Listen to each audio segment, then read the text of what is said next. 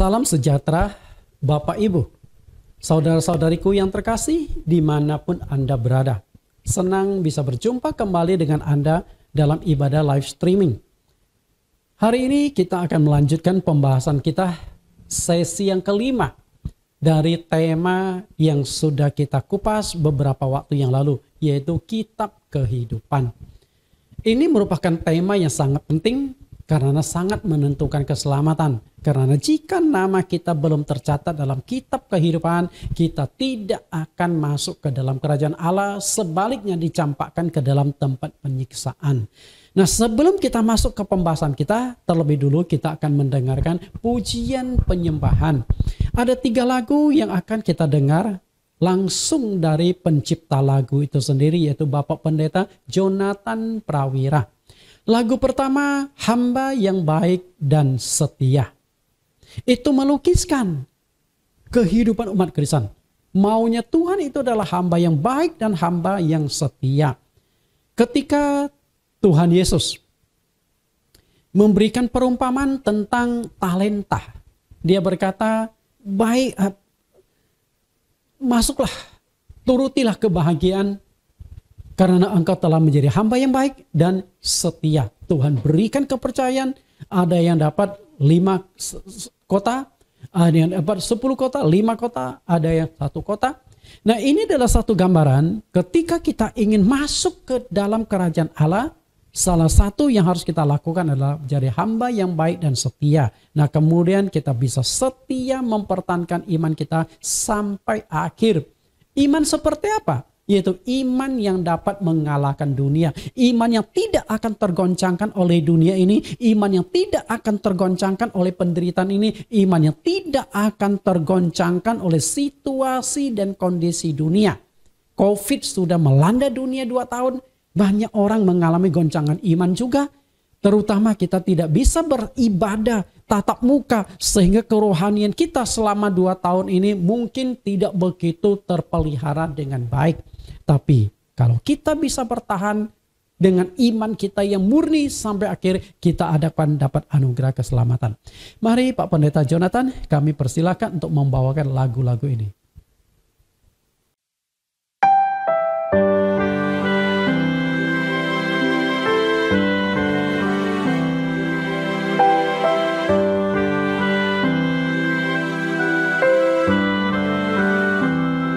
Selamanya ku akan berdoa agar ku mengerti kehendak-Mu atas hidupku ini. Selamanya ku akan berjuang untuk memenuhi panggilan yang telah Engkau beri. Sampai Kau mendapati ku hamba yang baik dan setia, layak menerima mahkota-Mu sampai selamanya.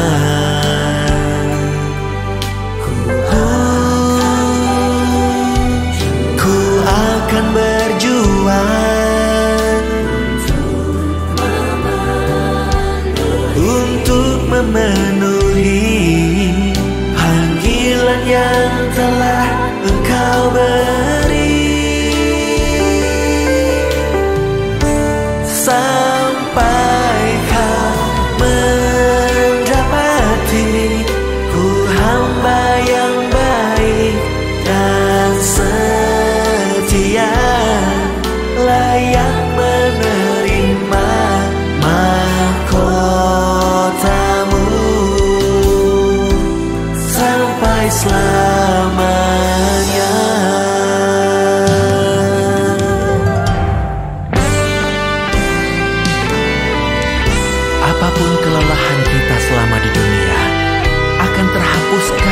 sukacita selamanya. Saat Tuhan berkata, baik pekerjaanmu, hai hambaku yang baik dan setia. Masuklah dan turutlah dalam kebahagiaan Tuhanmu.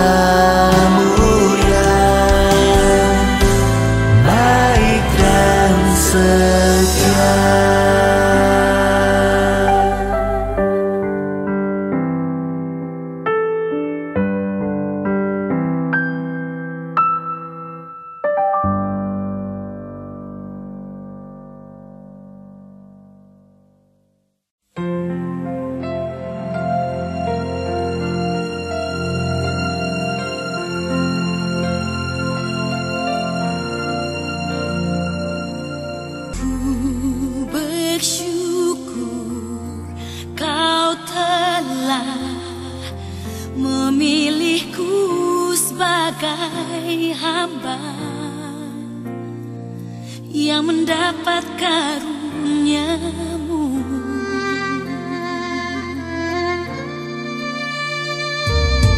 Ku bersyukur Kau telah memanggilku sebagai sahabat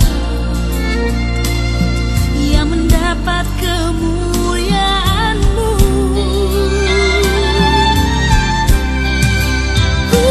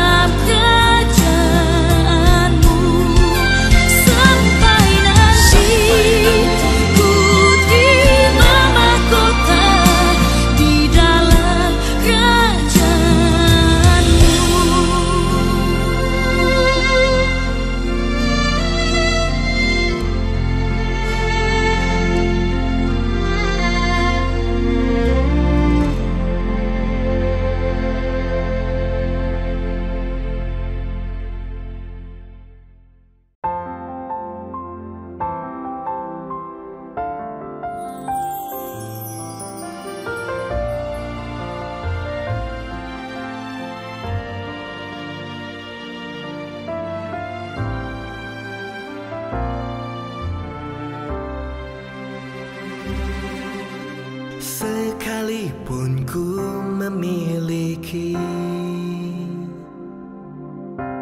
Iman sekecil biji sesawi, namun ku kenal yang ku sembah.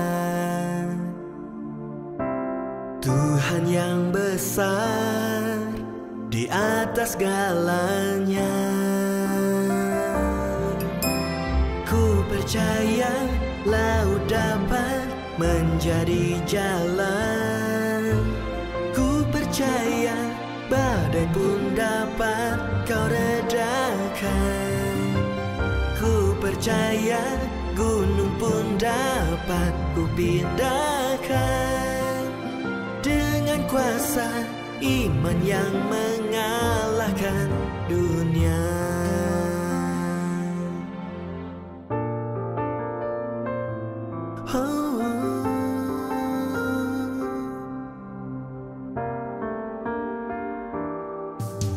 Sekalipun ku memiliki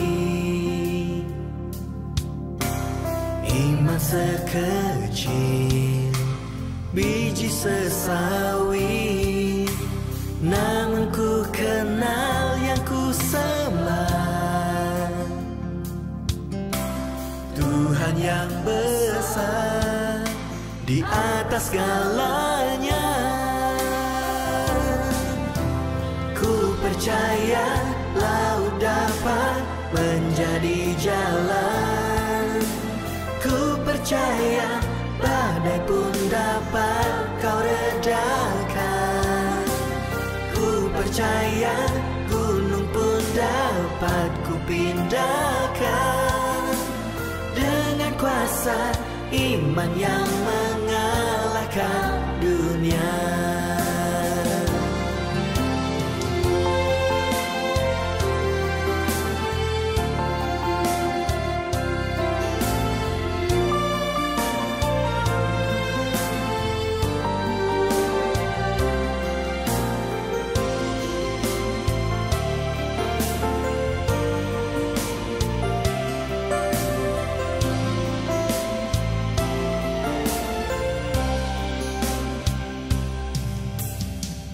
Percaya laut dapat menjadi jalan. Ku percaya badai pun dapat kau redakan. Ku percaya gunung pun dapat ku pindahkan. Dengan kuasa iman yang mengalahkan dunia.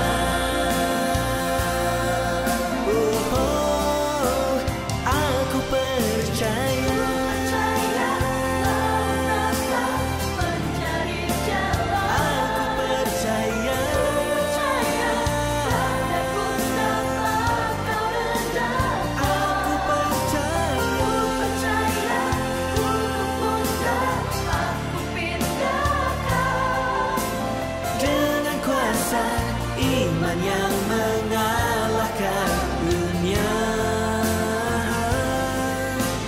Dengan kuasa iman yang mengalahkan dunia.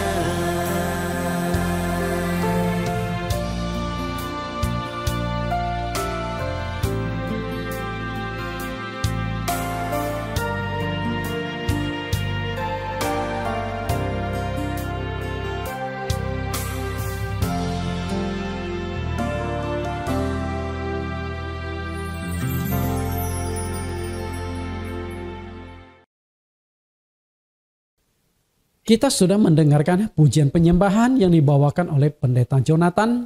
Saatnya kita akan masuk ke pengajaran firman Tuhan. Kita akan berdoa. Di dalam nama Tuhan Yesus kami berdoa. Tuhan, Engkau sungguh baik. Dan Engkau Allah yang penuh kasih. Engkau yang sudah datang 2000 tahun yang lampau untuk memberikan anugerah keselamatan, walaupun dengan harga yang sangat-sangat mahal, yaitu menumpahkan darahmu, mengorbankan nyawamu di Bukit Golgota. Karena keselamatan itu begitu penting, maka engkau sudah memberikan yang paling berharga, yaitu nyawamu sendiri. Namun kami sebagai umatmu, Kami tidak ingin menyia-nyiakan anugerah yang begitu besar. Karena itulah kami harus berjuang bagaimana kami bisa mendapatkan anugerah keselamatan itu. Dan salah satu hal yang sangat penting, apakah nama kami sudah tercatat dalam kitab kehidupan? Saat inilah kami akan mengupas di sesi yang kelima, bagaimana nama kami tercatat dalam kitab kehidupan. Karena ini sangat menentukan keselamatan bagi kami. Buka hati kami, telinga kami, mata kami, sehingga apa yang kami lihat di layar, yang kami dengar, yang kami baca, itu menuntun kami memahami secara keseluruhan tema kitab kehidupan ini. Terima kasih Tuhan, Engkau bersabda, kami siap mendengarkan. Di dalam nama Tuhan Yesus Kristus kami berdoa. Amin. Bapak Ibu yang terkasih, seperti yang saya katakan, tema besar yang kita kupas adalah kitab kehidupan. Nah, dari tema ini saya mengupasnya dalam subjudul, ada 7 subjudul. Dan ini adalah judul yang kelima, bagaimana namamu tercatat dalam kitab kehidupan. Karena judul ini cukup panjang, jadi saya jadikan 2 volume. Ini adalah volume yang pertama. Bagaimana namamu tercatat dalam kitab kehidupan. Sebelum kita masuk ke pembahasan, seperti biasa, saya ingin mengajak Anda masuk dulu ke resume pelajaran sebelumnya, yaitu pelajaran sesi yang keempat, supaya nyambung. Karena ini adalah khotbah berseri. Tuhan Yesus memberikan gambaran bagaimana mengerikannya api neraka, siksaan di neraka. Ada 2 istilah yang Tuhan Yesus pakai untuk melukiskan penderitaan, sesuatu yang sangat menakutkan kalau kita dicampakkan ke dalam neraka. Kedua istilah tersebut adalah, yang pertama adalah api. Semua orang tahu yang namanya api itu sesuatu yang panas. Kalau kita terbakar itu sangat-sangat menyakitkan. Bahkan di dunia ini api bisa membuat kita mati terbakar. Dan istilah yang kedua itu adalah kegelapan. Gelap itu adalah satu gambaran tentang suatu kondisi yang sangat menakutkan, sangat mengerikan. Di Alkitab dikatakan kegelapan yang paling gelap. Kegelapan aja sudah menunjukkan sesuatu teror mental, menakutkan, apalagi kegelapan yang paling gelap. Di sana akan terdapat ratapan dan kertakan gigi. Bagaimana supaya kita bisa terhindar dari api siksaan dan juga kegelapan? Syarat mutlaknya adalah namamu harus tercatat di dalam kitab kehidupan di sorga. Kalau nama kita belum tercatat, maka 2 kondisi itu yang kita alami, kertakan gigi dan siksaan di api. Kita lihat konsekuensi seriusnya. Lihat di Wahyu pasal 20 ayat 15. Dan setiap orang yang tidak ditemukan namanya tertulis dalam kitab kehidupan itu, ia dilemparkan ke dalam lautan api. Jadi sudah jelas ya, lautan api. Jadi betapa pentingnya namamu tercatat di dalam kitab kehidupan. Karena jika namamu belum tercatat di dalam kitab kehidupan, maka engkau akan masuk ke dalam tempat siksaan tersebut. Nah, sebelum kita kupas lebih jauh, kita coba pegang dadamu. Namaku sudah tercatat belum ya? Jika namaku belum tercatat, konsekuensi ini yang aku harus alami. Bagaimana agar namaku tercatat? Coba renungkan sekilas, bagaimana agar namaku tercatat? Jawabannya adalah, silakan ikuti sesi yang kelima ini dan sesi yang keenam. 2 sesi secara khusus kita mengupas tentang bagaimana nama kita tercatat dalam kitab kehidupan anak domba Allah. Karena pertanyaan itu menurut saya sangat serius loh. Dan Anda harus temukan jawaban atas pertanyaan tersebut. Agar ketika engkau suatu hari dipanggil Tuhan, engkau juga menghadap Tuhan dengan tenang. Karena engkau yakin bahwa engkau punya nama sudah tercatat dan engkau akan lolos dari siksaan api neraka. Masalahnya adalah bagaimana agar nama kita tercatat dalam kitab kehidupan. Itu masalahnya, betul? Bagaimana caranya? Kita akan lihat tentang sekolah. Ini anak sekolah ya. Sekolah. Yang namanya sekolah itu ada 2 buku yang sangat penting. 2 macam buku. Yang pertama itu adalah buku absensi. Manfaat dari buku absensi adalah untuk mencatat nama-nama dari anak. Ya. Mencatat nama dari orang yang sekolah di sekolah tersebut. Jadi semua sekolah tanpa kecuali pasti punya buku absensi. Nah, buku absensi ini pasti selalu dipakai untuk mengetahui apakah orang tersebut kehadirannya tinggi atau tidak. Jadi setiap kali kita belajar tentang nama, belajar di sekolah, maka nama kita itu akan sangat menentukan apakah kita hadir atau tidak. Selain itu, ada buku pelajaran. Buku pelajaran adalah untuk menambah pengetahuan. Buku pelajaran ini kan macam-macam. Sesuai dengan mata pelajaran yang kita ikuti. Dan buku pelajaran itu bermanfaat untuk menambah ilmu pengetahuan bagi kita. Dan ketika kita ujian, maka materi-materi yang akan dibuat oleh guru tersebut adalah berdasarkan buku pelajaran yang kita ikuti. Nah, dari sini kita buat satu perbandingan. Fungsi dari kitab kehidupan. Sama seperti buku absensi. Kitab kehidupan ini semacam buku absensi untuk mencatat nama-nama orang yang akan masuk ke dalam kerajaan sorga. Kita lihat apa yang dikatakan oleh Rasul Paulus tentang masalah absensi ini. Filipi 4 ayat 3. Bahkan kuminta kepadamu juga, Sunsugos, temanku yang setia, tolonglah mereka. Karena mereka telah berjuang untuk aku dengan dalam pekabaran Injil. Bersama-sama dengan Clemens dan kawan-kawanku sekerja yang lain. Yaitu nama-namanya tercantum dalam kitab kehidupan. Jadi Paulus dengan sangat jelas ungkapkan nama-nama teman-teman dia yang tercantum dalam kitab kehidupan. Karena Paulus yakin bahwa teman-teman sepelayanannya, mungkin Paulus bisa lihat kehidupannya, rohaninya, karakternya. Mereka ini layak mendapatkan anugerah keselamatan. Dengan sendirinya Paulus yakin nama mereka sudah tercatat dalam kitab kehidupan. Dengan sendirinya mereka akan mendapatkan anugerah keselamatan. Tentu sebagai seorang rasul yang sudah rohani dan mengerti kebenaran, dia tahu mana yang layak diselamatkan dan mana tidak. Maka dia tuliskan di sini. Ada Sunsugos lah, ada Clemens lah, dan kawan-kawan yang lain. Yang Paulus tahu jelas kehidupan mereka, rohani mereka, bahwa mereka punya nama sudah tercatat dalam kitab kehidupan. Sedangkan Alkitab itu adalah buku pelajaran bagi kita. Seperti sekolah tadi. Ada buku absen dan ada buku pelajaran. Dan buku pelajaran bagi kita itu adalah Alkitab. Kita lihat 1 Korintus 10 ayat 6 dan ayat 11. 1 Korintus 10 ayat 6. Semua ini telah terjadi sebagai contoh bagi kita. Untuk memperingatkan kita supaya jangan kita menginginkan hal-hal yang jahat seperti yang telah mereka perbuat. Semuanya ini telah menimpa mereka sebagai contoh dan dituliskan untuk menjadi peringatan bagi kita yang hidup pada waktu di mana zaman akhir telah tiba. Rasul Paulus katakan, seluruh kitab suci, apalagi sejarah-sejarah di dalam perjanjian lama, itu ditulis.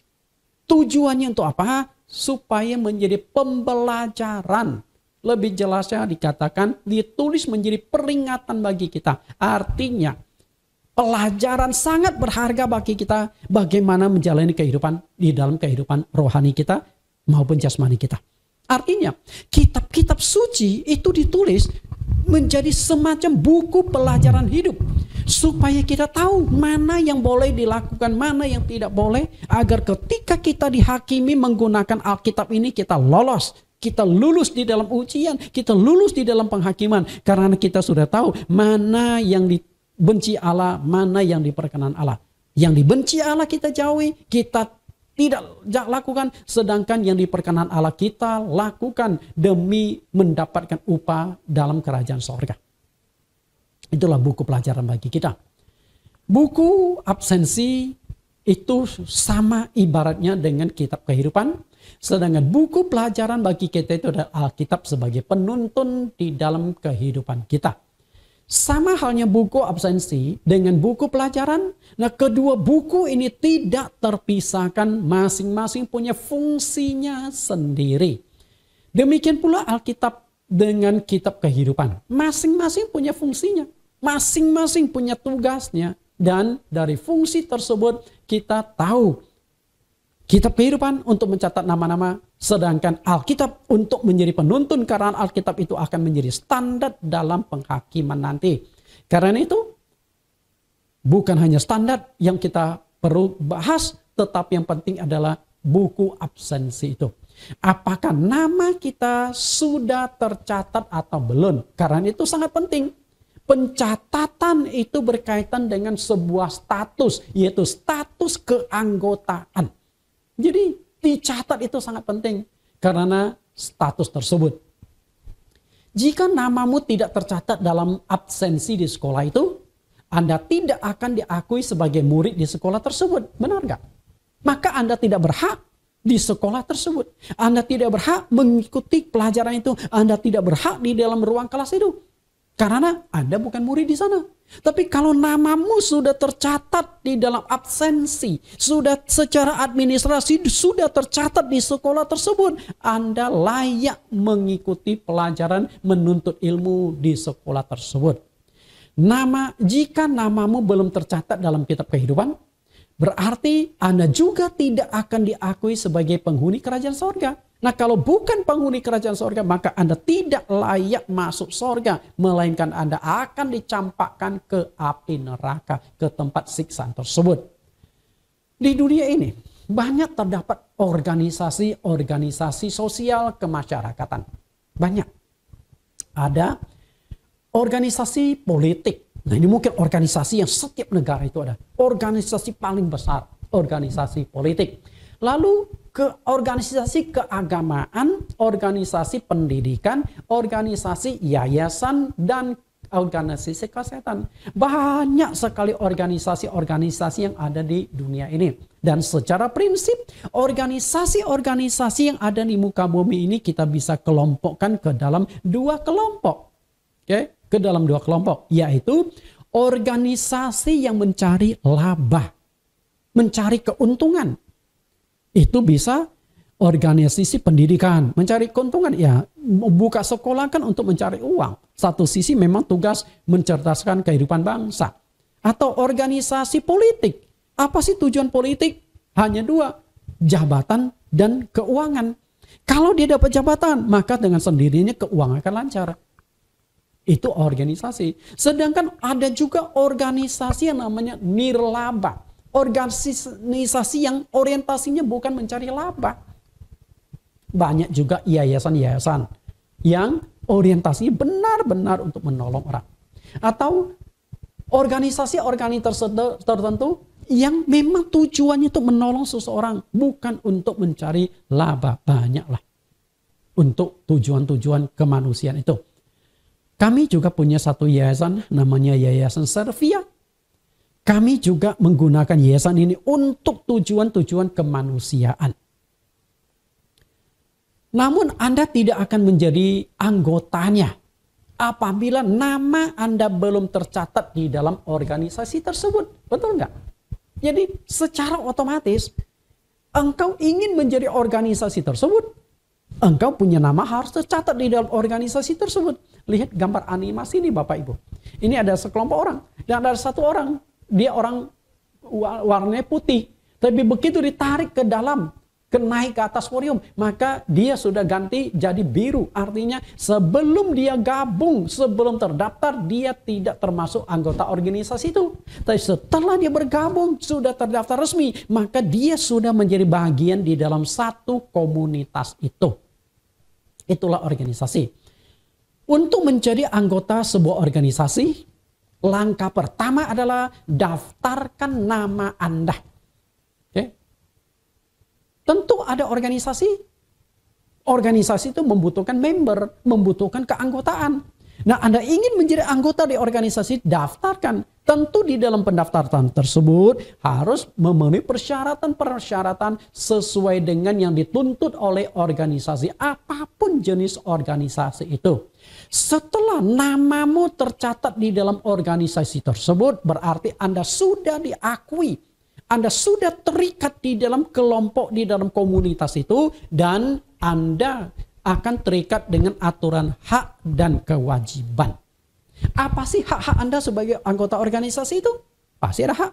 Lalu apa sih kewajiban-kewajiban Anda terhadap organisasi tersebut? Hak dan kewajiban itu pasti ada semua organisasi tersebut. Makanya semua organisasi ada yang namanya anggaran dasar, anggaran rumah tangga. Tujuan dari anggaran dasar dan anggaran rumah tangga itu adalah mengatur hak dan kewajiban dari setiap anggota kelompok yang ada di dalam itu.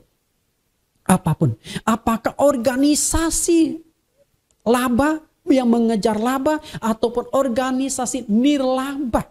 Semua itu pasti punya aturan mainnya. Supaya ada kejelasan status.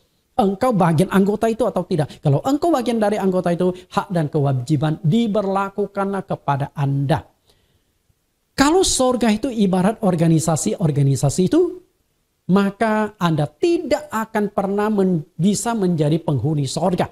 Bila nama Anda belum tercatat di dalam kitab kehidupan yang tersimpan di dalam kerajaan sorga. Bisa tangkap? Karena itu, nama Anda harus terdaftar dulu. Bang, itu Anda menjadi bagian di dalam kerajaan sorga.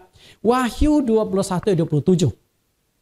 Wahyu 21:27. Tetapi tidak akan masuk ke dalamnya sesuatu yang najis dan atau orang yang melakukan kekejian atau dusta, tetapi hanya mereka yang namanya tertulis di dalam kitab kehidupan anak domba Allah. Itu. Perhatikan kata yang saya cetak merah dan diberi garis bawah. Tidak akan masuk ke dalamnya. Artinya, orang itu tidak akan masuk ke dalam kerajaan sorga. Tidak akan menjadi bagian dari kerajaan sorga. Tidak akan menjadi bagian dari penghuni sorga kalau namanya tidak tercatat di sana. Karena itu yang berhak masuk ke dalam sorga itu adalah yang namanya tertulis dalam kitab kehidupan anak domba Allah. Jadi sudah jelas ya? Jadi engkau ingin masuk sorga, engkau harus punya nama yang tercatat di dalam kitab kehidupan. Kalau engkau tidak punya nama tercatat berarti engkau tidak diakui. Kalau engkau tidak diakui berarti engkau tidak bisa masuk sorga. Bukan hanya itu. Kalau hanya tidak bisa masuk sorga saja masih enak. Tapi setelah mati kan tidak ada tempat lain. Hanya ada sorga atau neraka. Nah kalau Anda tidak masuk sorga berarti Anda masuk ke neraka. Nah di sanalah tempat penyiksaan tersebut. Maka di Wahyu pasal 20 ayat 15 yang namanya tidak tercantum dalam kitab kehidupan dicampakkan ke dalam api yang menyala-nyala. Jadi betapa seriusnya itu. Jangan sampai kita tidak masuk ke dalam tempat itu. Agar Anda masuk ke sorga dan terhindar dari siksaan api neraka, maka Anda harus terdaftar sebagai warga negara sorgawi. Saat ini kita berbicara, kita mengupas tentang warga negara. Karena itu berbicara tentang sebuah status warga negara. Bapak Ibu yang saya kasihi, ketika berbicara tentang negara, di dunia ini terdapat hampir 200 negara dengan penduduk lebih dari 7 miliar manusia. Kalau tidak salah saya dapat info di tahun 2021 sudah mencapai 7,8 miliar penduduk di muka bumi ini. Dan dari 7,8 miliar ini terbagi menjadi hampir 200 negara. Namun Anda tidak akan tercatat di salah satu dari 200 negara jika Anda bukan warga negara itu. Misalnya, engkau yang mendengarkan khotbah saya, engkau bukan warga negara Amerika, bukan negara Singapura, bukan negara Rusia, bukan negara RRC.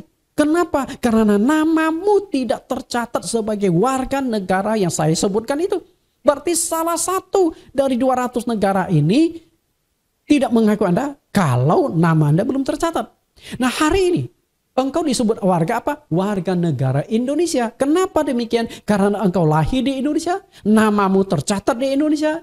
Karena itu setiap warga negara itu pasti namanya tercatat. Maka ada yang namanya akta akta kelahiran.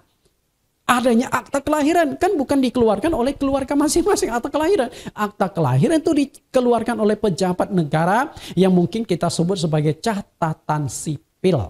Mereka berhak. Tentu setelah dikeluarkan berarti namamu sudah tercatat di negara Indonesia.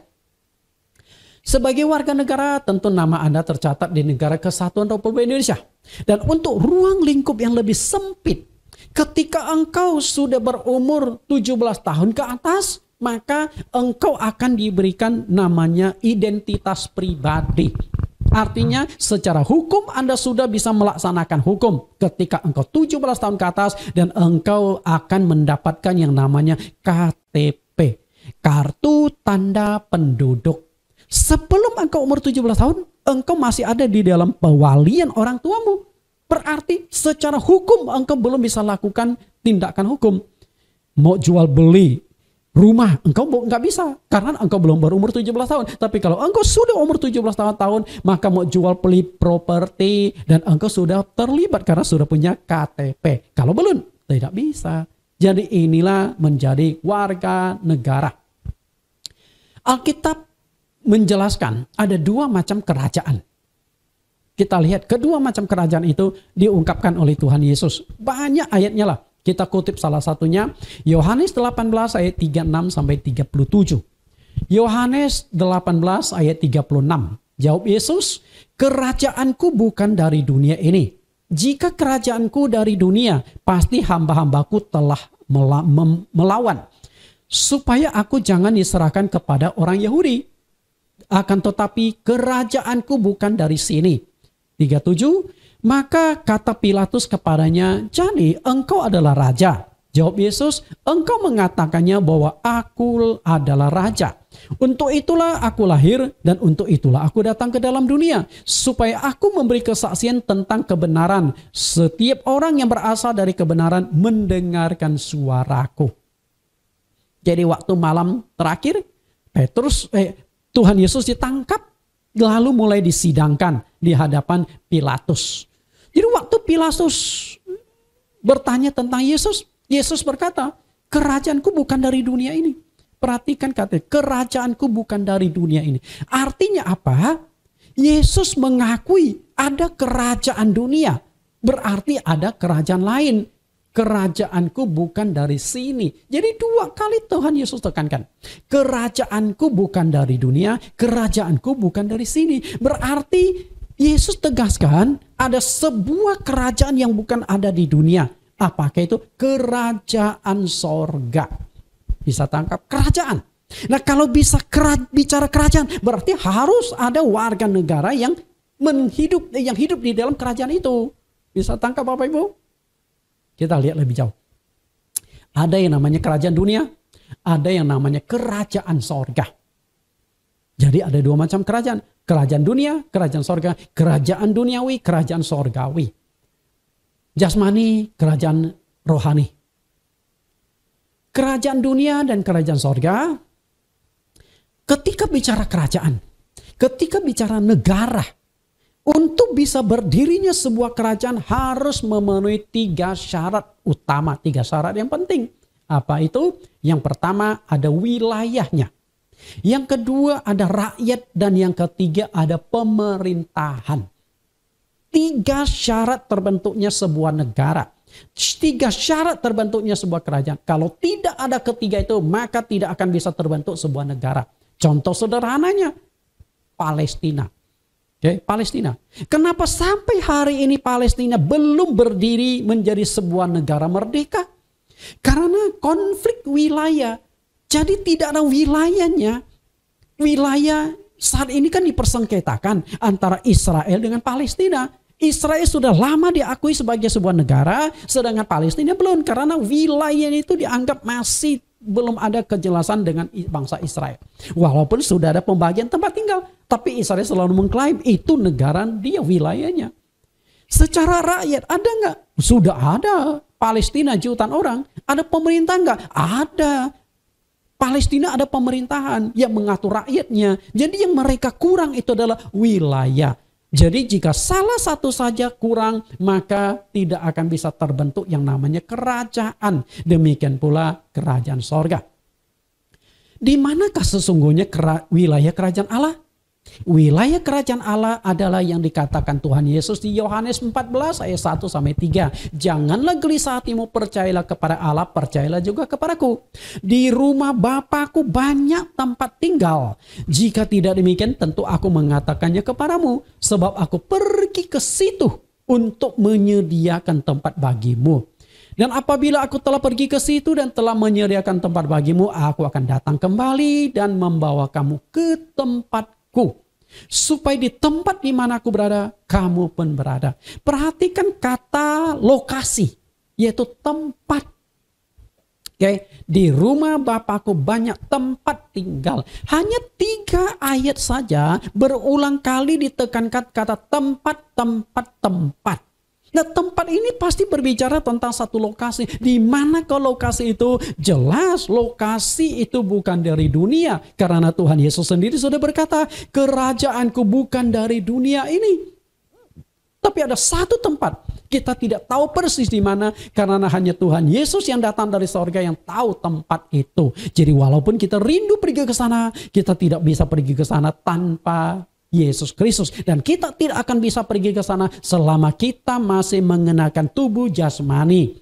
Karena sudah jelas di 1 Korintus pasal 15, Paulus ketika berbicara tentang kebangkitan, dia berkata, daging dan darah tidak akan mendapat bagian dalam kerajaan sorga. Kalau engkau ingin masuk ke dalam kerajaan sorga, darah, tulang, daging, dengan kata lain, tubuh jasmani harus ditanggalkan dulu. Bagaimana cara tanggalkan? Kematian. Jadi setelah kita mati, ya kita akan dibawa ke sana. Kalau memang kita layak masuk ke sana. Jadi ketika Tuhan Yesus berbicara, aku pergi ke sana menyediakan tempat bagimu. Itulah wilayah kerajaan Allah. Suatu saat nanti saya, Anda, kalau memenuhi syarat keselamatan, kita akan pergi ke tempat itu. Lalu rakyat. Rakyat kerajaan Allah itu siapa? Rakyat kerajaan Allah itu adalah setiap orang yang percaya kepada Tuhan Yesus adalah rakyat kerajaan Allah. Kita telah membahas adanya wilayah untuk membentuk kerajaan. Lalu bagaimana rakyat yang akan mendiami wilayah kerajaan itu? Untuk menjadi rakyat kerajaan Allah, kita harus memiliki sebuah status, yaitu warga negara sorgawi. Jadi ternyata Alkitab itu sangat unik. Alkitab bukan hanya menyinggung ada satu tempat yang akan membentuk kerajaan Allah. Tapi Alkitab juga membahas tentang warga negara dari kerajaan sorga itu sendiri. Kita lihat ayatnya. Filipi 3 ayat 20. Karena kewargaan kita adalah di dalam sorga. Dan dari situ kita menantikan Tuhan Yesus Kristus sebagai juru selamat. 1 Tesalonika 1 ayat 5. Suatu bukti tentang adilnya penghakiman Allah yang menyatakan bahwa kamu layak menjadi warga kerajaan Allah. Kamu yang sekarang menderita karena kerajaan itu. Perhatikan kata yang akan saya fokuskan, saya buat klip. Perhatikan, karena kewargaan kita ada di dalam sorga. Itu berbicara kewargaan. Lalu di 1 Tesalonika, warga kerajaan Allah. Artinya apa? Bapak Ibu sudah jelas ya. Tadi saya sudah singgung tentang warga negara. Anda harus terdaftar. Kalau Anda warga negara, maka Anda akan diberikan identitas. Kalau di Indonesia kita sebut sebagai KTP, kartu tanda penduduk. Artinya Anda menjadi penduduk Indonesia, lalu di mana lokasi Anda diakui sebagai warga negara. Ada RT-nya, ada RW-nya, ada kelurahan, kecamatan, sampai provinsinya di mana Anda tinggal. Kalau sudah provinsi, otomatis tercakup di dalam negara NKRI, Negara Kesatuan Republik Indonesia.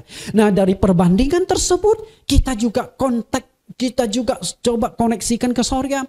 Nah, sorga itu ada wilayah.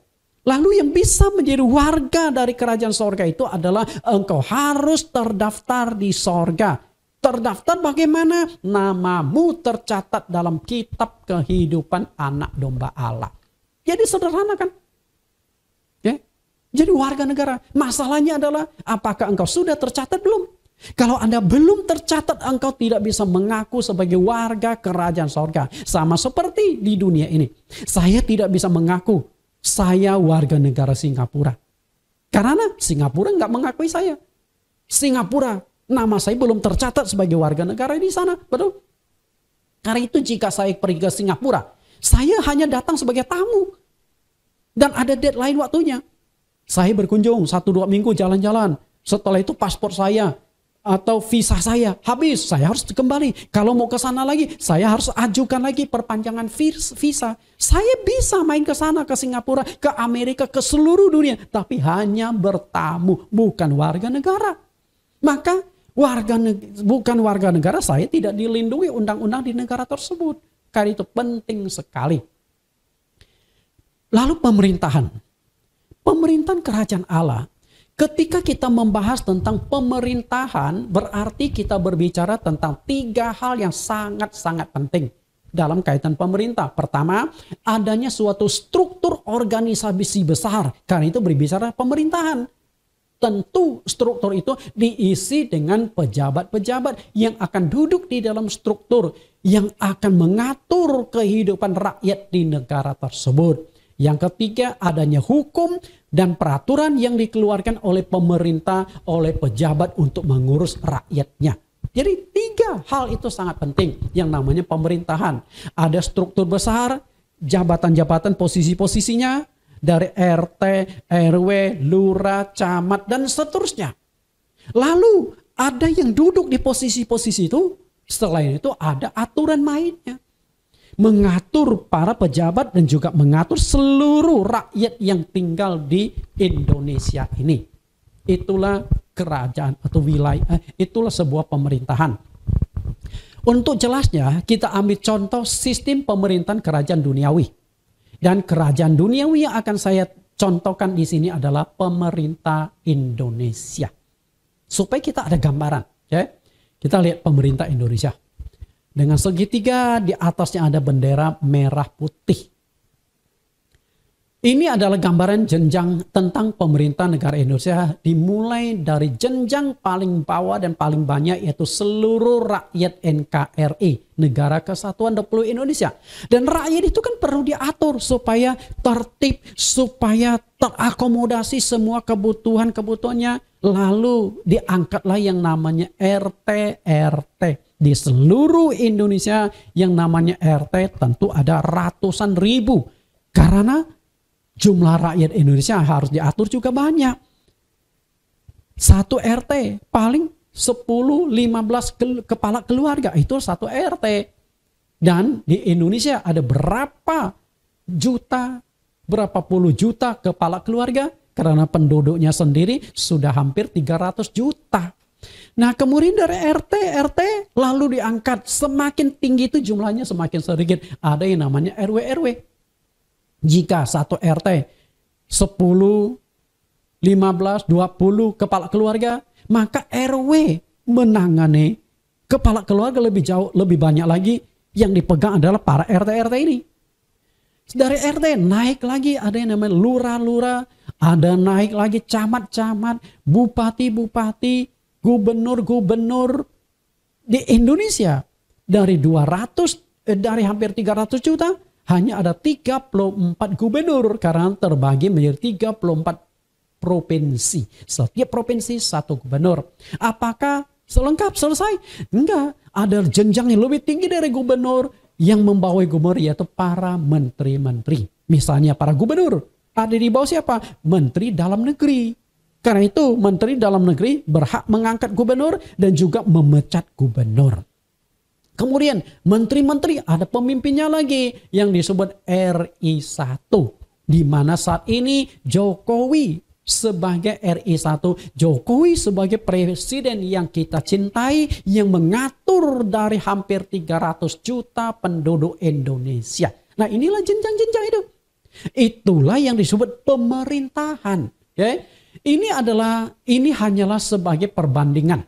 Sebagai gambaran bahwa di dalam sorga itu ada kerajaan sorga. Nah kalau ada kerajaan berarti ada struktur pemerintahan kerajaan sorga. Di mana ada orang-orang yang akan duduk di dalam posisi-posisi tertentu. Di dalam kitab Wahyu pernah disinggung tentang kerajaan 1000 tahun. Yang namanya kerajaan. Berarti kan ada struktur, ada yang duduk. Kita lihat sebentar kerajaan 1000 tahun. Wahyu 20 ayat 4-6. Lalu aku melihat tahta-tahta dan orang-orang yang duduk di atasnya. Kepada mereka diserahkan kuasa untuk menghakimi. Aku juga melihat jiwa-jiwa mereka yang telah dipenggal kepalanya karena kesaksian tentang Yesus dan karena iman firman Allah. Yang tidak menyembah binatang itu dan patungnya, dan yang tidak juga menerima tandanya pada dahi dan tangan mereka. Dan mereka hidup kembali dan memerintah sebagai raja bersama-sama dengan Kristus untuk masa 1000 tahun. Berbahagialah dan kuduslah ia yang mendapat bagian dalam kebangkitan pertama itu. Kematian yang kedua tidak berkuasa lagi atas mereka, tetapi mereka akan menjadi imam-imam Allah dan Kristus. Dan mereka akan memerintah sebagai raja bersama-sama dengan dia 1000 tahun lamanya. Perhatikan Bapak Ibu. Perhatikan tentang kata tahta. Tahta ini kan berbicara tentang jenjang, tentang jabatan. Dan ada orang yang akan duduk di dalam tahta tersebut. Berarti inilah semacam sistem jenjang atau sistem kerajaan Allah. Tahta kerajaan Allah itu akan diduduki orang-orang pilihan. Wahyu 3 ayat 21. Barang siapa menang, ia akan kududukkan bersama-sama dengan aku di atas tahtaku. Sebagaimana aku pun telah menang dan duduk bersama-sama dengan Bapakku di atas tahtanya. Wahyu 4 ayat 2-4. Segera aku dikuasai oleh Roh dan lihatlah sebuah tahta terdiri dari sorga. Dan di atas tahta itu duduk seorang. Dan dia yang duduk di atas tahta itu nampaknya bagaikan permata yaspis dan permata sardis. Dan suatu pelangi melingkupi tahta itu gilang gemilang bagaikan jamrud rupanya. Dan sekeliling tahta itu ada 24 tahta. Dan di atas tahta-tahta itu ada 24 tua-tua yang memakai pakaian putih dan mahkota emas di kepala mereka. Perhatikan kata tahta itu. Duduk seorang. Siapakah yang duduk di atas itu? Saya yakin itu adalah Tuhan Yesus Kristus. Dia adalah Allah. Nah, dia duduk di atas tahta. Tapi Tuhan tidak sendiri. Tapi Tuhan ada pendampingnya. Sekeliling itu ada 24 tahta. Nah, 24 itu kayaknya itu ibarat kalau Yesus Kristus yang duduk di atas tahta itu presiden. Berarti menteri-menteri yang akan mendampingi Yesus Kristus berjumlah 24 menteri. Rakyatnya adalah semua orang Kristen. Nah, tentunya ada jabatan-jabatan lain. Karena pelayanan-pelayanan kita di dunia juga ada jabatan-jabatan. Warga negaraan. Kewarganegaraan. Ada 2 manfaat yang akan dapatkan tentang status kewarganegaraan. Yang pertama adalah mendapatkan pengakuan. Jadi penting sekali. Kalau engkau menjadi warga negara maka engkau akan diakui. Dan yang kedua adalah engkau mendapatkan perlindungan. Penting. Pengakuan dan perlindungan. Paulus adalah keturunan Yahudi yang memiliki warga negara Romawi. Dan sebagai warga negara Romawi, tentu Paulus juga mendapatkan 2 hal tersebut, pengakuan dan perlindungan. Kita lihat yang diperoleh Paulus. Kisah Rasul 22 ayat 27-28. Maka datanglah kepala pasukan itu kepada Paulus dan berkata, katakanlah, benarkah engkau warga negara Rom? Jawab Paulus, benar. Lalu kata kepala pasukan itu, kewarganegaraan itu kubeli dengan harga yang mahal. Jawab Paulus, tetapi aku mempunyai hak itu karena kelahiranku. Jadi Paulus, satu sisi dia itu adalah orang Yahudi. Satu sisi dia adalah warga negara Israel. Keturunan Israel. Dari suku, kalau tidak salah suku Benjamin. Itu otomatis Israel adalah warga negara Paulus.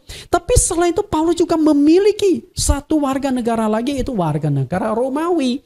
Dan ketika Paulus ditangkap di Paulus di sidang, ternyata ada info, hati-hati loh, ini warga negara Romawi loh. Makanya kepala pasukan itu datang kepada Paulus, benar gak sih you warga negara Romawi? Paulus berkata benar. Bagaimana cara mendapatkan warga negara itu? Kita lihat Bapak Ibu, ada 2 cara memperoleh status kewarganegaraan Romawi. Yang pertama itu adalah kelahiran. Dan ternyata kewarganegaraan Paulus itu, Romawi itu diperoleh karena kelahiran. Apakah orang tua Paulus, ayahnya atau ibunya adalah warga negara Romawi? Kita tidak tahu. Nah, atau kemungkinan adalah Paulus lahir di wilayah kekuasaan negara Romawi. Kita juga nggak tahu. Jadi intinya Paulus memiliki status sebagai warga negara Romawi. Dan kita perlu tahu, saat itu bangsa Israel ada di bawah penjajahan bangsa Romawi. Karena itu negara atau warga negara Romawi punya hak istimewa. Maka ketika Paulus akan disidang, Paulus itu mendapatkan keistimewaan. Tidak boleh sembarang menyidang orang Romawi. Apalagi menyidang itu jika dilakukan oleh orang Yahudi. Oleh pimpinan agama Yahudi. Nggak boleh. Itu masalahnya. Makanya Paulus sering menghadap pejabat-pejabat, raja-raja Agripa, dan sebagainya. Kenapa? Karena dia warga negara Romawi. Dapatkan perlindungan, dapatkan pengakuan.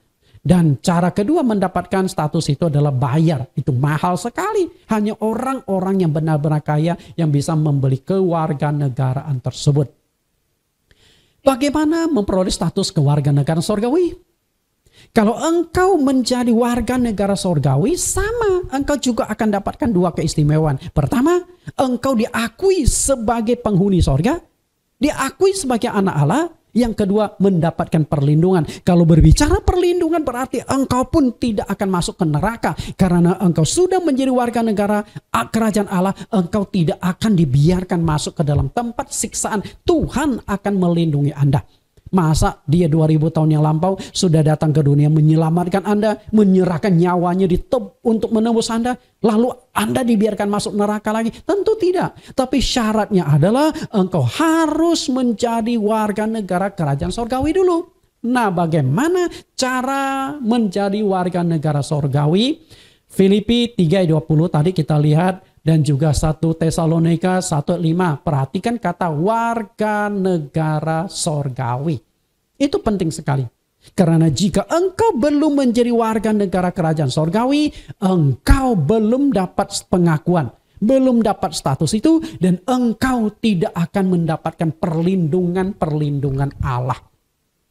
Maka ketika Tuhan Yesus bicara tentang akhir zaman, ketika berbicara tentang siksaan, di Matius pasal yang ke-24, bahwa penyiksaan di akhir zaman itu sangat dahsyat. Tetapi karena orang-orang pilihan waktu itu kan dipersingkat. Artinya ketika terjadi penganiayaan, ketika antikris mulai melakukan serangan besar-besaran, ketika pemerintah sudah melakukan penganiayaan, umat Kristen akan dapat perlindungan khusus dari Tuhan. Jadi betapa pentingnya Tuhan akan meloloskan. Mendapat warga negara sorgawi, syarat pertama itu adalah, langkah pertama itu adalah terdaftar. Artinya harus didaftarkan. Kita lihat, bisa bicara pendaftaran. Lukas 10:20. Namun demikian, janganlah bersukacita karena roh-roh itu takluk kepadamu. Tetapi bersukacitalah karena namamu ada terdaftar di sorga. Kalau Wahyu itu berbicara, namamu tercatat dalam kitab kehidupan. Pencatatan dan pendaftaran itu berbeda. Bisa bedakan? Pendaftaran itu adalah mengajukan. Sedangkan pencatatan itu setelah pengajuan Anda diterima, diakui, syaratnya terpenuhi, baru dicatat. Berarti untuk bisa nama kita tercatat dalam kitab kehidupan, nama kita harus terdaftar dulu. Jadi pendaftaran. Makanya Tuhan Yesus membicara tentang kitab kehidupan. Walaupun di sini tidak jelas mengatakan kitab kehidupan, tapi di sini sangat jelas berbicara tentang pendaftaran. Hanya ketika kita ajukan pendaftaran, maka nama kita akan tercatat. Bandingkan Ibrani pasal 12 ayat 23. Perhatikan kata terdaftar atau pendaftaran. Ibrani 12 ayat 23. Dan kepada jemaat anak-anak sulung yang namanya terdaftar di sorga. Dan kepada Allah yang menghakimi semua orang. Dan kepada roh-roh orang benar yang telah menjadi sempurna. Perhatikan dua kata ini Bapak Ibu. Namanya terdaftar, lalu di Ibrani juga sama, namanya terdaftar di sorga. Kata itu persis. Berarti langkah pertama agar nama kita tercatat dalam kitab kehidupan adalah nama kita harus dikirim Nama kita harus didaftarkan. Lalu bagaimana cara mendaftarkannya? Tukang pos mana yang bisa mengirim nama Anda ke sorga? Lalu bagaimana caranya? Apakah ada tukang Gojek yang mengantarkan daftar lembaran Anda supaya dicatat di sana? Inilah yang jadi masalah, betul? Makanya saya katakan ini misteri. Misteri ini harus digali, harus ditemukan jawabannya. Pakai apa?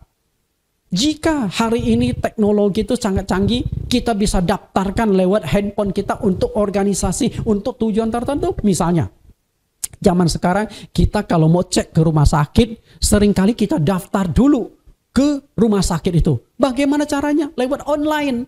Nah, yang menjadi pertanyaan kita sekarang di zaman teknologi online semua, apakah cara mendaftarkan nama Anda juga online ke sorga?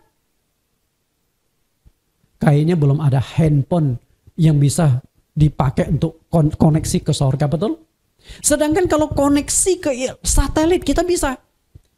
Justru kita bisa berkomunikasi antar handphone satu dengan handphone lain. Kita bisa komunikasi dari sini ke negara-negara lain di seluruh dunia. Karena kita terkoneksi ke satelit-satelit.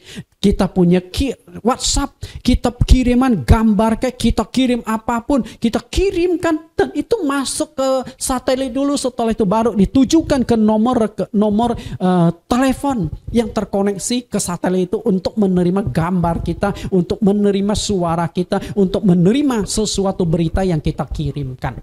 Masalahnya adalah gimana cara pendaftarkan sorga dengan handphone, pakai apa? Kayaknya perlu juga nih kita buat handphone yang bisa daftar nama ke sorga. Kayaknya laku tuh, betul? Tapi apakah ada caranya seperti apa? Nah, kita akan lihat caranya. Pendaftaran. Syarat mutlak masuk sorga adalah nama Anda harus terdaftar atau tercatat dalam kitab kehidupan. Wahyu 20:15, jika nama kita belum tercatat, tidak diakui, bahkan kita akan dicampakkan ke dalam api neraka, ke tempat siksaan. Apakah Anda tahu syarat untuk ke luar negeri dan Anda bisa diterima dengan baik di suatu negara yang dituju? Ini bola dunia. Semua bendera di negara ada di gabungan sini. Anda bisa ke negara manapun. Kecuali kalau zaman sekarang, zaman COVID ya, mungkin sudah ada pembatasan. Kalau belum ada pandemi COVID, Anda bisa ke negara manapun yang ada hubungan diplomatik dengan Indonesia. Kalau tidak ada hubungan diplomatik pun kita bisa ke sana. Misalnya Israel. Indonesia tidak ada hubungan diplomatik, maka tidak ada kantor duta besar Israel. Tapi kita bisa ke Israel. Buktinya banyak warga negara Indonesia yang tur ke Holy Land. Tur ke Tanah Perjanjian. Kemana? Ke Singapura dulu. Karena Singapura atau negara tertentu yang ada hubungan diplomatik dengan Israel. Nah, dari sana paspor kita dicap, berarti dibutuhkanlah namanya paspor. Betul? Walaupun kita tidak ada hubungan diplomatik dengan Israel, tapi paspor kita diakui di Israel. Misalnya nih, paspor saya nih. Paspor. Artinya, Indonesia keluarkan paspor, diakui di seluruh dunia. Maka ketika saya mau masuk ke negara manapun, syarat mutlaknya itu adalah paspor. Kalau paspor saya nggak ada, saya tidak akan bisa masuk ke negara tersebut. Tinggal paspor dengan visa. Visa itu adalah izin tinggal. Mau berapa lama kita tinggal di sana. Kalau paspor itu adalah izin masuk. Keluar masuk harus ada paspor. Makanya hati-hati dengan paspor. Jangan sampai ketinggalan, jangan sampai hilang. Engkau bisa ke negara itu, nggak bisa balik ketika paspormu hilang. Nah di sini paspor pasti terdaftar di imigrasi negara-negara tertentu. Kalau di sini adalah imigrasi Indonesia, imigrasi kantor imigrasi di Jakarta. Artinya terdaftar. Perhatikan kembali Lukas 10:20 dan Ibrani 12:23. Perhatikan kata namamu. Saya cetak merah kira. Untuk masuk ke sorga, nama Anda harus terdaftar di sorga. Nama harus terdaftar di sorga. Perhatikan terdaftar. Berarti nama Anda dikirim. Lalu bagaimana supaya nama Anda terdaftar di sorga? Caranya bagaimana? Kantor pos mana? Tiki, JNE, ataupun Kantor-kantor apa yang bisa mendaftarkan nama Anda? Kalau kantor imigrasi hanya bisa mendaftarkan nama Anda di suatu negara, lalu ke sorga gimana? Tuhan punya duta. Ya, kita lihat, temukan jawaban gereja yang didirikan oleh Tuhan Yesus yang bisa mendaftarkan nama Anda ke sorga. Nah, inilah kunci rahasianya. Jadi penting gak gereja? Penting. Karena itu, gereja yang akan mendaftarkan nama Anda ke sorga. Kita lihat, 2000 tahun yang lampau, Tuhan Yesus pernah mendirikan gereja. Dan gereja dari Tuhan itulah yang bisa mendaftarkan nama Anda ke sorga. Perhatikan ayat bagian akhir ini dengan baik-baik. Matius 16 ayat 18 dan 19.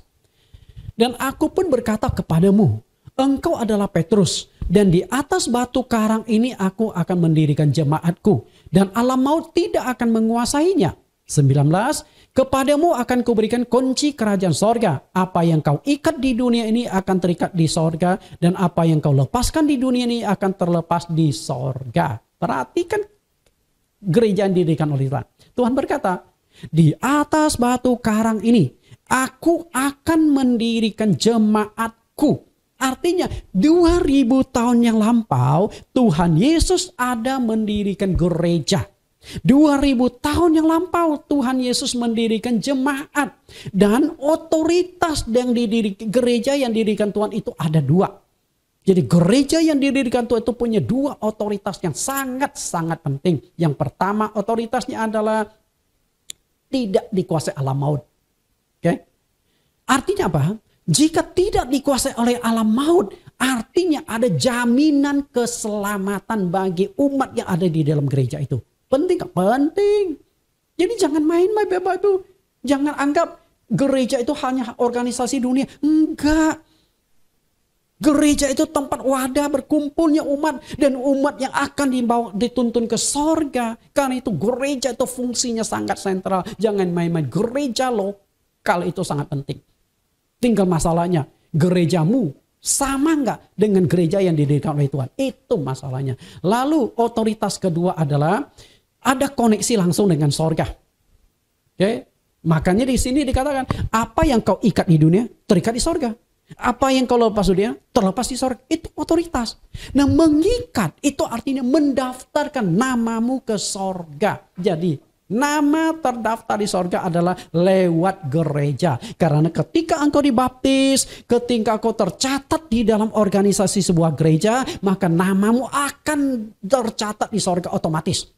Jadi nggak usah ditanya lagi. Ketika engkau terdaftar di gereja itu, dengan catatan ya, ini gereja milik Tuhan. Bukan gereja-gerejaan. Bukan gereja milik pendeta. Bukan gereja organisasi tertentu. Tapi gereja yang diakui Tuhan sebagai gerejanya. Oke, nah tinggal minggu depan saya akan kupas ciri-ciri gereja milik Tuhan itu seperti apa.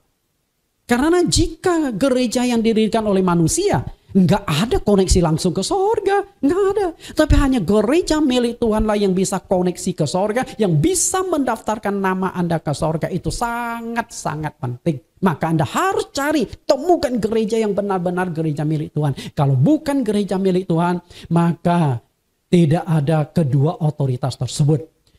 Pertanyaannya adalah, apakah gereja yang didirikan Tuhan Yesus masih ada di dunia? Masih enggak. 2000 tahun yang lampau Tuhan Yesus berkata, aku akan mendirikan jemaatku. Oke? Nah, setelah 2000 tahun sampai hari ini, apakah gereja yang didirikan Tuhan Yesus masih ada? Nah, jika gereja yang didirikan Tuhan Yesus masih ada di dunia, apa sih ciri khas ajaran dari gereja milik Tuhan Yesus? Ciri khasnya itu apa? Karena di dunia banyak gereja, betul? Banyak sinode. Lalu gereja manakah yang benar-benar diakui oleh Tuhan? Karena itu penting loh untuk mendaftarkan nama Anda ke sorga. Nah, untuk bisa mengetahui bagaimana ciri gereja yang didirikan Tuhan 2000 tahun yang lampau, yang punya otoritas, tidak dikuasai alam maut, dan punya ikatan langsung dengan sorga, namamu akan terdaftar di sorga. Terikat di sorga. Ketika terikat di dunia ini, ketika namamu terikat di gereja itu, akan terikat ke sorga. Kita ikuti sesi yang kelima pada minggu depan. Karena sesi yang kelima ini kita akan kupas ciri-ciri khas gereja milik Tuhan yang bisa mendaftarkan nama Anda ke sorga. Itu sangat penting.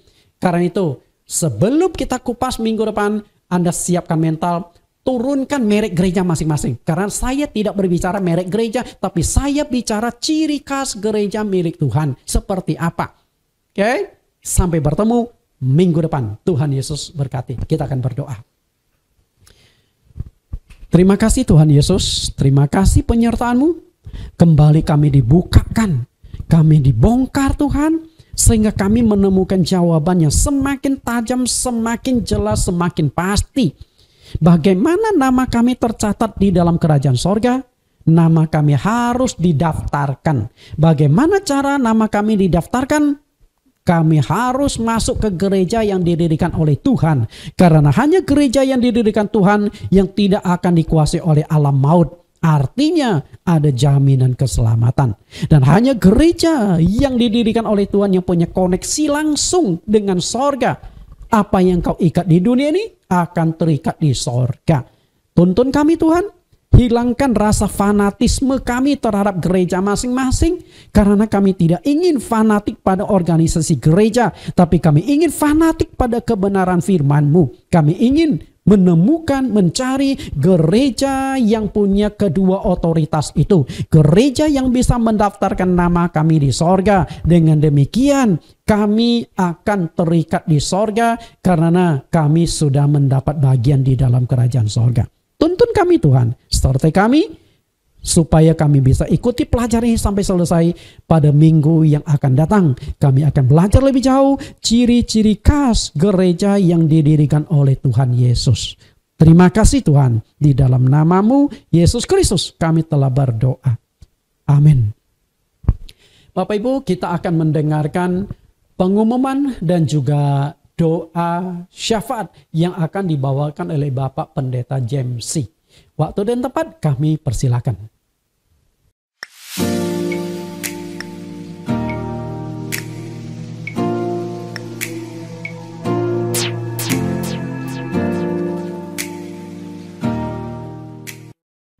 Shalom Bapak Ibu yang dikasihi Tuhan. Kita bersyukur pada kesempatan sore hari ini kita masih dapat mendengarkan firman Tuhan yang baru saja disampaikan oleh Bapak Evangelis Nathan Jurnawan, STH MSI.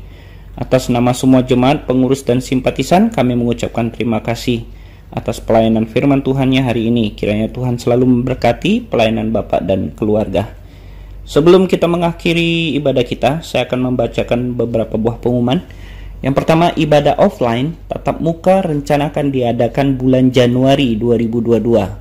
Tetapi terpaksa ditunda karena munculnya COVID varian baru, yaitu varian Omicron yang mulai merebak di berbagai negara termasuk Indonesia.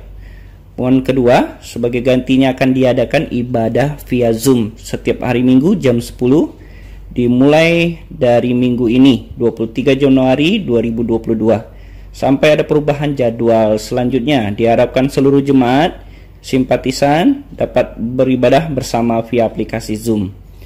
Pengumuman ketiga, karena adanya ibadah Zoom setiap minggu jam 10 pagi, maka ibadah live streaming lewat YouTube akan ditayangkan setiap hari Minggu pada pukul 4 hingga 6 sore. Bagi jemaat yang tidak sempat bergabung dalam ibadah pagi di pukul 10, bisa kiranya ikut ibadah live streaming di pukul 4 sore.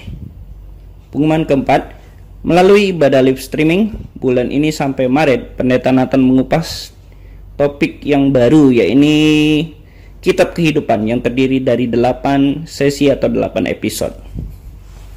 Pengumuman kelima, susunan kepengurusan Gereja JCC telah berakhir hampir 2 tahun yang lalu.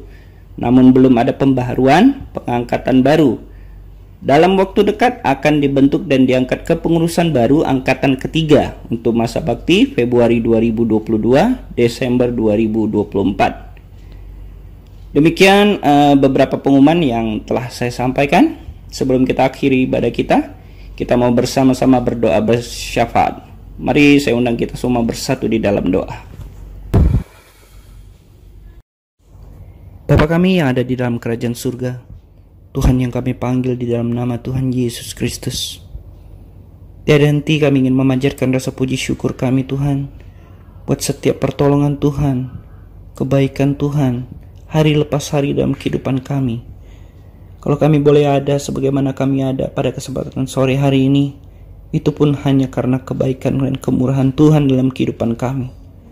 Tapi pada kesempatan sore ini Tuhan, kami juga ingin berdoa buat saudara-saudara kami yang terkasih. Kami mau berdoa Tuhan buat Bapak Bong Jijung, ayahanda dari Bapak Pendeta Nathan Jurnawan, yang beberapa waktu lalu terkena serangan stroke, yang masih dirawat pada saat hari ini di rumahnya. Kami mohon kiranya uluran kasih tangan Tuhan dapat memulihkan, dapat menyembuhkan, kalau semua ini merupakan rencana-Mu Tuhan. Kami juga berdoa buat Bapak Pendeta Stefanus yang mengalami permasalahan dengan ginjal dan serangan stroke juga beberapa waktu lalu. Di dalam nama-Mu yang kudus, dalam nama-Mu yang maha kuasa, kami yakin dan percaya Tuhan sanggup menyembuhkan, Tuhan sanggup memulihkan. Kami berdoa juga buat Bapak Pendeta Handato, wakil gembala yang kami kasihi, yang baru beberapa waktu lalu mengalami gejala stroke ringan di tangan kirinya. Kami yakin dan percaya Tuhan sanggup memulihkan hamba-Mu yang Kau kasihi Tuhan. Kami berdoa juga buat saudari Astari, anak dari Ibu Pendeta Yemimah, yang diisolasi di Wisma Atlet karena terpapar COVID-19 varian Omicron. Begitu juga Pendeta Jackson Rusli yang mengalami hal yang sama. Begitu juga dengan saudara Christopher yang kami kasihi, mereka juga terkena atau terpapar virus Omicron. Kami yakin dan percaya Tuhan, semua di dalam kehendak-Mu. Kami yakin dan percaya semua Engkau sanggup memulihkan, Engkau sanggup menyembuhkan. Semua ada rencana-Mu dalam kehidupan mereka Tuhan. Kami yakin dan percaya apabila kuasa-Mu turun, segala penyakit dapat disembuhkan. Kami juga ingin berdoa Tuhan buat penentuan dan pengangkatan calon kepengurusan JCC angkatan ketiga. Bila kiranya hamba-Mu dapat menentukan, dapat memilih, dan dapat melihat jiwa-jiwa ataupun pengurus yang begitu rindu ingin melayani. Bila kiranya kepengurusan yang akan datang boleh bekerja sama dengan baik untuk kemuliaan dan hormat bagi nama-Mu. Kami berdoa buat penanganan COVID-19 di Indonesia. Biarlah pelaksanaan vaksinasi di Indonesia dapat segera berlangsung dengan cepat dan tertib Tuhan. Tak lupa kami berdoa buat keamanan dan kedamaian di negara kami, Republik Indonesia yang kami kasihi. Kami mohon kiranya Tuhan memberikan hikmat akal budi kepada pemimpin kami Tuhan. Dari Bapak Presiden, Bapak Menteri, dan segala aparatur negara yang ada di bawah pemerintahannya. Bila mereka bekerja dengan sungguh dan mereka bekerja dengan rasa takut akan Kau ya Tuhan. Kami akan percaya Indonesia dapat bangkit, Indonesia dapat pulih, Indonesia dalam kemuliaan-Mu Tuhan. Terpuji nama-Mu Tuhan. Ini yang menjadi doa pokok kami, menjadi doa syafaat kami hari ini.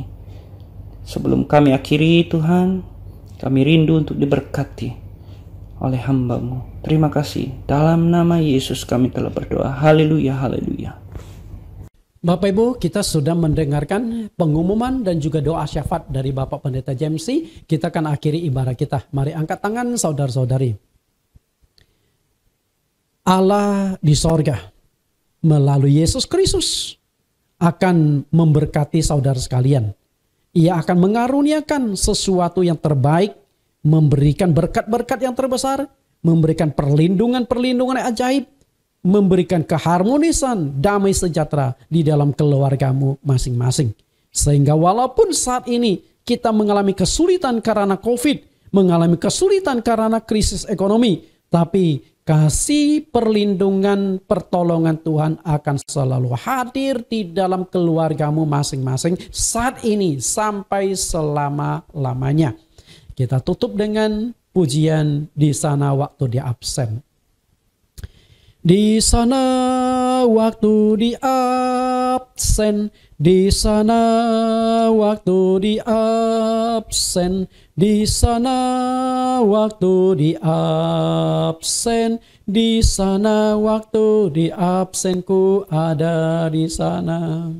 Di sana, waktu di absen, di sana, waktu di absen, di sana, waktu di absen, di sana, waktu di absenku ada.